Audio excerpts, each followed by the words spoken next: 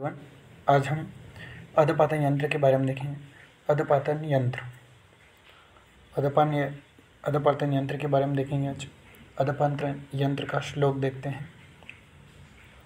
अथ ऊर्ध्व भाजने लिप्त स्थापितस्य जले सुधी दीप्त वर्णोपले कुर्याद् पातं प्रयत्नतः। अथ ऊर्ध्व भाजने लिप्त स्थापितस्य जलसुधी दीप्ते वर्णोपले कुर्याद् पातं प्रयत्नतः। रसरत्न समुच्चय फर्स्ट चैप्टर फर्स्ट श्लोक। अथो ऊर्ध्वभाजने लिप्त स्थापितस्य जले सुधिः दीप्ते वर्णोपले कुर्याद् प्रातः प्रयत्नः।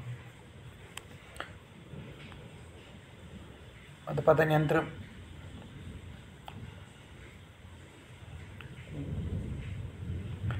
मिट्टी के एक छोटी एक बड़ी हांडी को लेकर ऊपर वाली हांडी के तल भाग में अंदर की तरफ अधपातित योग्य द्रव्य को लिपकर नीचे के पात्र में जल भरकर दोनों पात्रों का संधि बंधन करके जल वाले पात्र को भूमि के अंदर गाड़ दिया जाता है।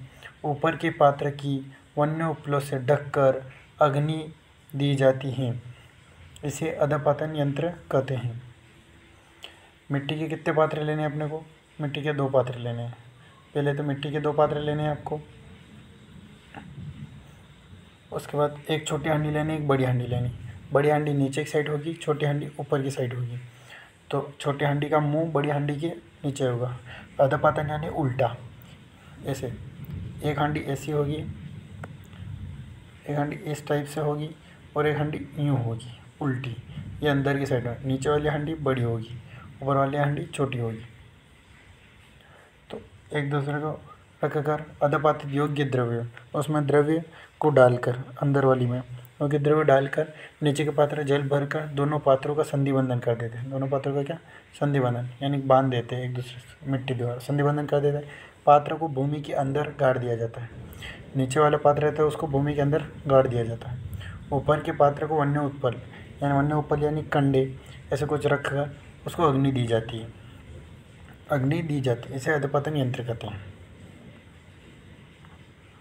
अब डायग्राम इसमें देख सकते हैं। यंत्र को स्वांगशील होने पर नीचे वाले पात्र में जल से पारद को प्राप्त किया जाता है। इस यंत्र से कैसे? यंत्र को स्वांगशील होने पर नीचे वाले पात्र जल से पारद प्राप्त किया जाता है यानी कि ठंडा होने तक। उसके बाद उससे जल से पारद प्राप्त किया जाता है। अब डायग्राम में देख लो, अपने को 2 हांडी लेनी। एक तो छोटी हांडी, एक बड़ी हांडी। एक ये बड़ी छोटी हांडी है, एक ये बड़ी हांडी है। और बड़ी हांडी में जल भर देना चाहिए भूमि के अंदर। बड़ी हांडी कहाँ? भूमि के अंदर गाड़ देना चाहिए। और छोटी हांडी के अंदर उल्टा रखकर उसको वन्य उपलों से ढक देते हैं और यहाँ पर संधि बंधन कर देते हैं। द्रव्य का लेप लगा दे अधपातन यंत्र में और अग्नि दी जाती है ऊपर से। तो जो भी ये होता है औषध, वो नीचे की साइड में पानी में आता रहता है। अधपातन यंत्र क्या करते हैं? अधपातन यंत्र में 2 हांडी लेते हैं। एक छोटी हांडी लेना है, एक बड़ी हांडी लेना है। और बड़ी हांडी को नीचे की साइड में रखना है, छोटी हांडी को उल्टा ऊपर की साइड रखना है। और दोनों में बड़ी हांडी में जल भर देना है, छोटी हांडी में अपने को औषध द्रव्य रख देना है और ऊपर दोनों का संधि बंधन कर देना है। संधि बंधन करने के पश्चात आपको वन्य उपल छोटी हांडी के ऊपर रख देने हैं। उसके बाद जो बड़ी हांडी रहती है उसको ज़मीन में गड्ढा करके गाड़ देना चाहिए। और अब वन्य उपल को अग्नि दी जाती है, अग्नि दे देनी चाहिए, अग्नि दे से प्रज्वलित कर देनी चाहिए।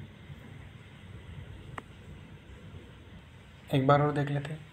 मिट्टी की एक छोटी तथा बड़ी हांडी को लेकर ऊपर वाली हांडी के तल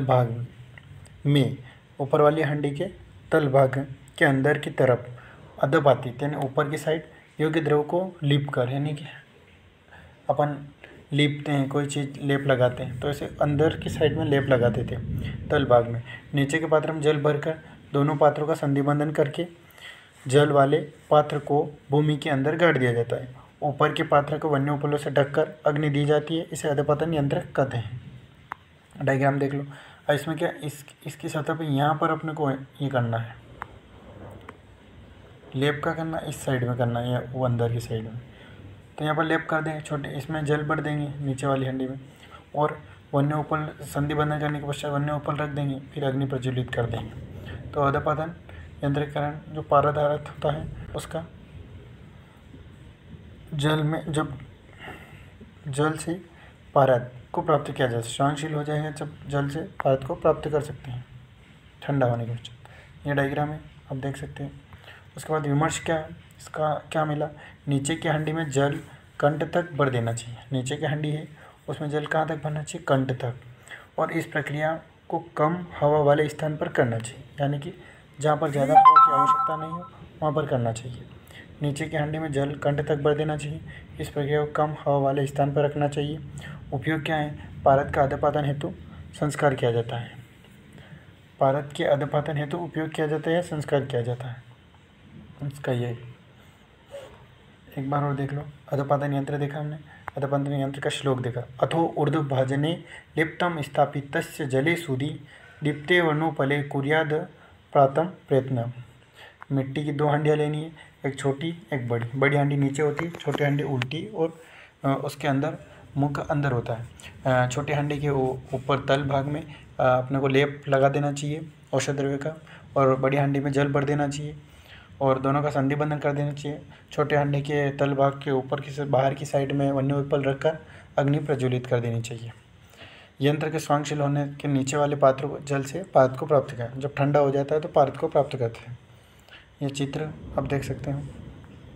इसका विमर्श क्या है, नीचे की हांडी में जल कंठ तक भर देना चाहिए, इस प्रक्रिया को कम हवा वाले स्थान पर रखना चाहिए। उपयोग, इसे पारद के अधपातन हेतु उपयोग किया जाता है। धन्यवाद।